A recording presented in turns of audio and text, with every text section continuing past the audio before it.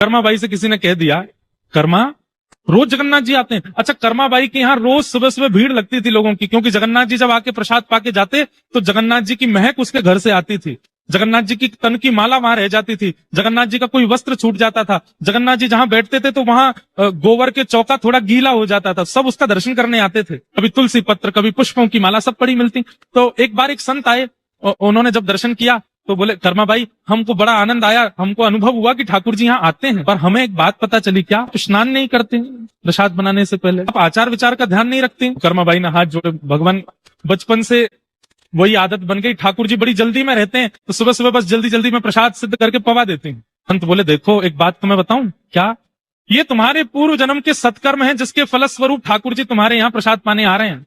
जिस दिन वो फल समाप्त हो जाएंगे, जिस दिन वो फल समाप्त हो जाएंगे, ठाकुर जी आना बंद कर देंगे।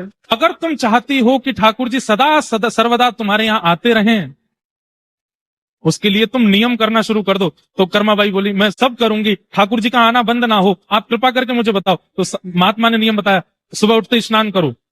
और कितने बजे आते हैं ठाकुर जी? बोले 4:30-5 बजे आ जाते हैं, सुबह सुबह भोर में मंगला में। तो तुम 2 बजे उठा करो रात्रि में, और 2-2:30 बजे उठ करके पहले शुद्ध जल से स्नान करो, फिर समुद्र में जाके स्नान करो, फिर समुद्र से लौटकर आके फिर शुद्ध जल से स्नान करो। 3 बार तो स्नान बता दिया।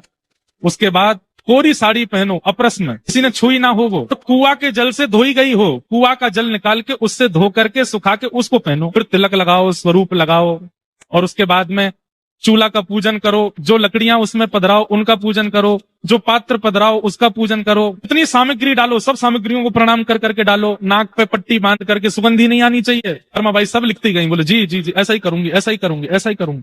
25 नियम बता दिए कर्मा बाई को, और अगर तुमने ऐसा किया तो ठाकुर जी तुम्हारे यहाँ आना कभी बंद नहीं करेंगे। कर्मा बाई बोली ठीक है। अगले दिन सुबह सुबह उठ गई, 2 बजे उठ करके स्नान करने गई, स्नान करके समुद्र स्नान करने गई, समुद्र स्नान कर फिर घर पे आके स्नान किया, फिर कोरी साड़ी निकाली, कुआ के जल से धो के थोड़ी निचोड़ के सुखाई, वो पहनी, इतने में ही बज गए 4:30। और कर्मा बाई यहाँ पे पूजा की थाली सजा के बैठी हैं, चूल्हा का पूजन कर रही हैं, इतने में ही दरवाजा खटखटाया, जगन्नाथ जी आ गए। उठ करके गई, द्वार खोला, महाप्रभु जगन्नाथ जी आकर के बैठ गए अपने आसन पे, सुभद्रा जी बैठ गई, बलभद्र जी भी आ गए। कर्मा बाई को देखा क्या कर रही हैं, अभी तो चूल्हा का पूजन शुरू हुआ है। षोडशोपचार बता के गए पंडित जी, यहाँ पे रोटी डालना, यहाँ पे चावल डालना, यहाँ पे अक्षत डालना, यहाँ पे ये करना, इनको प्रणाम, इन देवता अन्नपूर्णा को प्रणाम। ठाकुर जी बैठे बैठे देख रहे हैं।